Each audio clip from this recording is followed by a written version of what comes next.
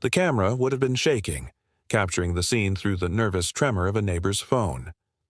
It wasn't the police who showed up first, but the landscaping crew, their truck idling at the curb like a threat. Mark stood on his manicured lawn, a statue of defiance in a worn-out Stanford t-shirt, his body a rigid line between his home and the two men armed with industrial-grade lawnmowers. "You take one step onto my property," he said, his voice dangerously low, a wire pulled taut, "and it's trespassing."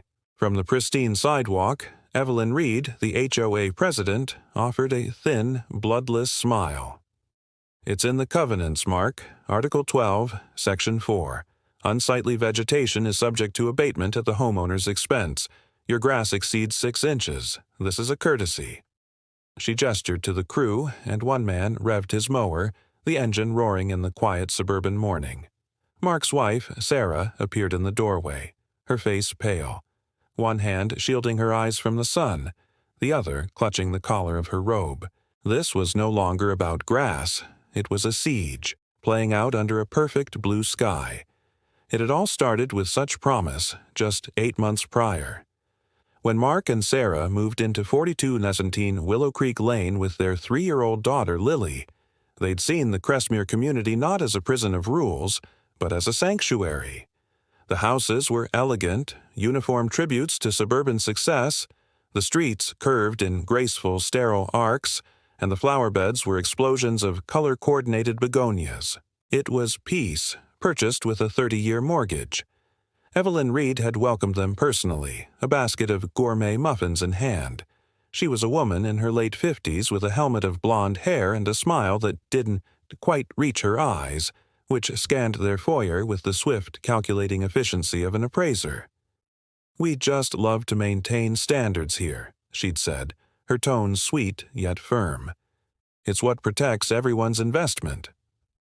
The first violation was a slip of paper, left politely in the screen door. Item: children.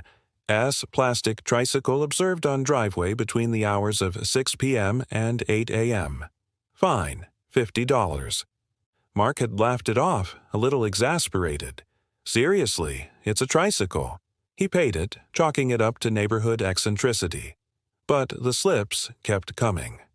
The shade of their beige paint was 5% outside the approved palette. Their garbage cans were visible from the street for 17 minutes after pickup. Each fine was a paper cut, small but cumulative, and each check they wrote felt like a surrender. The escalation was slow, a frog boiling in water. The breaking point was the fence. They'd applied for permission to build a small white picket fence for their dog, submitting the plans as required. Weeks passed with no response. Then, one Tuesday, a crew arrived and installed it. That Friday, a certified letter arrived. Violation: unapproved structure erected on property. Fine: $500.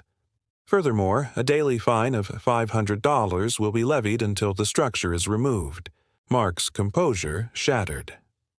$500 a day, for a fence they never approved because they never answered us.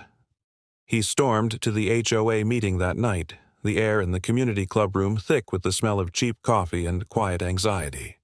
He stood before the board, Evelyn presiding from the head of the table like a queen. "This is extortion," Mark stated, his voice echoing in the tense room. Evelyn peered over her reading glasses. "It's compliance, Mark. We all agreed to the rules when we bought our homes. You can't claim ignorance." He tried to explain the timeline, the lack of response, but she cut him off. "The architectural committee is volunteer-run. We have no record of your submission. If you have a receipt, we'd be happy to see it." He had an email, but she dismissed it. Emails can get lost. The formal submission portal is the only recognized channel. A man next to him, Mr. Gable, whose oak tree had been deemed excessively shady, leaned over and whispered, "Don't bother. She does what she wants." The vote to uphold the fine was unanimous, the other board members' eyes fixed firmly on their agendas. That's when Mark knew he wasn't fighting a committee. He was fighting a dictator. The war turned cold and bureaucratic. The fines piled up, threatening to bankrupt them. They took out a second mortgage to pay the staggering liens placed on their house. Sarah's face became a permanent mask of stress. Their arguments whispered after Lily was in bed. "Maybe we should just take the fence down, Mark. We can't live like this." But for Mark, it was no longer about the fence or the grass. It was about the principle, the sheer, galling injustice. His breaking point became his obsession. He spent nights buried in HOA bylaws and state property laws. He knocked on doors, finding a small frightened coalition of others who had been bled dry by Evelyn's reign. The Flores family fined for flying a Mexican flag on Cinco de Mayo. The Washingtons, whose basketball hoop was deemed a visual nuisance. Old Mrs. Gable, who'd been forced to cut down her late husband's beloved oak. They were a neighborhood of ghosts, haunting their own homes. And then he found it. A forgotten clause in the state's real estate code requiring all HOA financials, including vendor contracts, to be made available to any member upon written request. He submitted the request. Evelyn's response was a heavily redacted PDF. It was the redaction that was her undoing, the final arrogant overreach.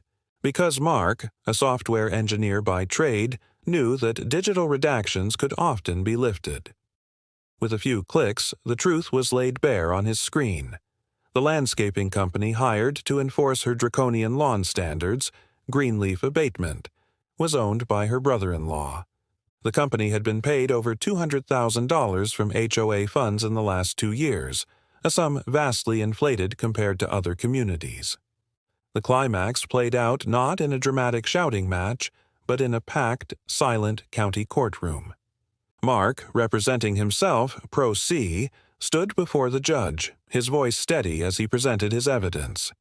He showed the judge the unredacted documents, the invoices, the corporate records linking the company to Evelyn's family. He called his neighbors as witnesses, their testimonies painting a picture of systemic harassment and financial predation. Evelyn, in a tailored suit, sat with her lawyer, her mask of composure finally cracking into a rigid, panicked glare. Her lawyer objected, blustered, but the evidence was a tidal wave. The judge, a weary-looking man with deep-set eyes, listened intently. When it was Evelyn's turn, she tried to claim it was all a coincidence, that her brother-in-law had simply given the lowest bid. But under Mark's calm, precise cross-examination, her story unraveled, her answers becoming shrill and contradictory. The gavel fell. The judge voided all fines levied against Mark and the other plaintiffs, ordered a full forensic audit of the Crestmere HOA, and removed Evelyn Reed and the entire board from their positions pending criminal investigation for embezzlement and fraud. In the end, the for sale sign went up in front of Evelyn Reed's house first. The moving truck was a spectacle the entire street watched from behind their blinds. There was no fanfare, no final confrontation, just the hollow thud of cardboard boxes being loaded, the end of a reign built on petunias and fear. A month later, on a bright Saturday afternoon, Mark stood grilling burgers in his backyard. The white picket fence, now officially approved by the new neighbor-led board, stood as a testament. Laughter echoed from the Flores' yard next door, where their flag flew proudly from the porch. Sarah came out, slipping her hand into his, resting her head on his shoulder. They watched Lily chasing fireflies as the first stars emerged. The grass, he noted with a quiet internal smile, was getting a little long, and it was perfect.